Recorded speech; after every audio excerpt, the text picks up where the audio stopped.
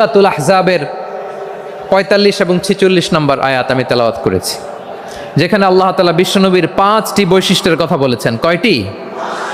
সবাই বলুন আওয়াজ করে, কয়টি? ৫টি বৈশিষ্ট্যের কথা আল্লাহ তাআলা এই আয়াত দুটিতে উল্লেখ করেছেন।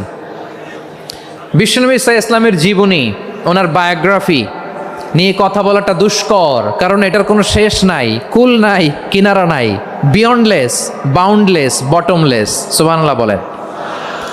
কারণ তিনি তো এমন নবী যিনি হ্যাঁ বললে এটা শরীয়তে হালাল হয়ে যায়।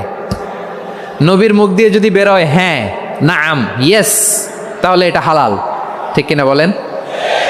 এ নবীর মুখ দিয়ে যদি না বের হয় যে না, নো, তাহলে এটা শরীয়তে হারাম হয়ে যায়। কেমন নবী আমরা পেয়েছি, যিনি হ্যাঁ বললে হালাল, না বললে হারাম, যিনি সাব্বাবা এই আঙ্গুলি উপরের দিকে উঁচু করলে চাঁদ ভেঙে 2 টুকরা হয়ে যায়, যে নবী জমিন থেকে পা উঁচু করলে আল্লাহর আরশে মেরাজে চলে যায়, এমন নবীর উম্মত আমরা হয়েছি। যে নবীকে বাদ দিলে কোরআন বোঝা যায় না, কারণ এ নবীর উপরই কোরআন নাজিল করেছে কে? এ নবীকে বাদ দিলে হাদিস বোঝা যায় না, কারণ হাদিস তো এ নবীর মুখনিসৃত পবিত্র বাণী। সুবহানাল্লাহ পড়েন।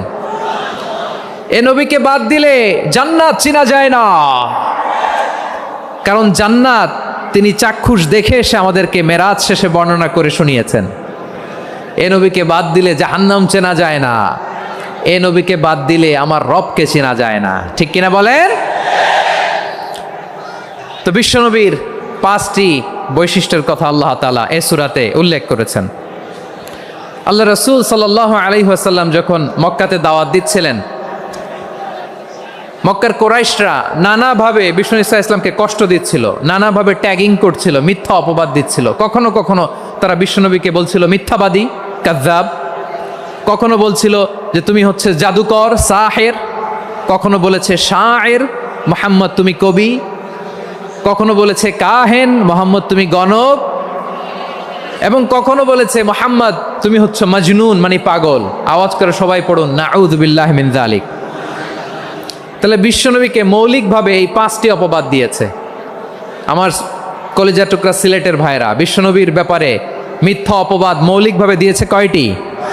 5টি। বলেছে তুমি মিথ্যাবাদী, বলেছে তুমি গণক, তুমি কবি, তুমি পাগল, তুমি জাদুকর।